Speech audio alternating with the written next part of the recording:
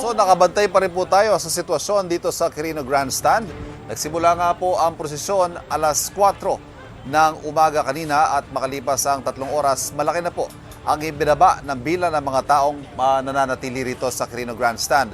Sa peak o yung kasagsagan ng dami ng tao, umabot po yan ng 270,000 ayon sa Manila Police District. Yan po ay dakong alas 4 ng umaga. Pero pagdating po ng pagsapit ng alas 5, bumaba po yan 10,000. At ngayong mga oras ito, patuloy po natin nakikita na panipis na ng panipis ang bilang ng mga tao. Marami po nakita natin, nagligpit na, nagsisiuwian na, bagamat meron pa rin mga nasa kanila mga tent at may mga nakalatag pa rin mga banig at natutulog pa dito sa malawak na espasyo.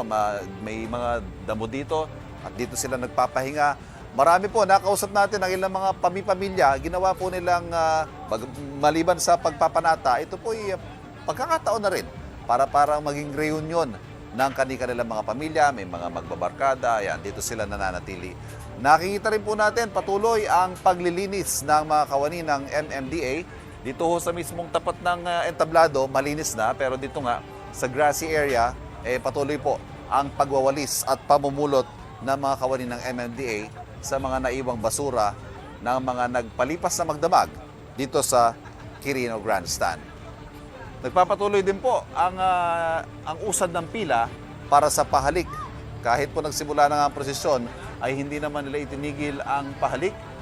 At ayon sa mga otoridad, magpapatuloy po ang pahalik habang umuusad ang prosesyon. Hindi ho nila yan puputulin. Marami pa rin naman ang nakapila at hayaan po sila na sa pahalik. Samantala, balikan po natin ang ilang pangyayari kaninang madaling araw sa Quirino Grandstand. Ilang segundo pa lamang po matapos gumalaw ang andas sa imahen ng Jesus Nazareno, kita po ang maraming deboto na lumalagpas sa harang ng Philippine Coast Guard. Nag-uunahan ng mga deboto sa kagustuhang makasunod sa andas.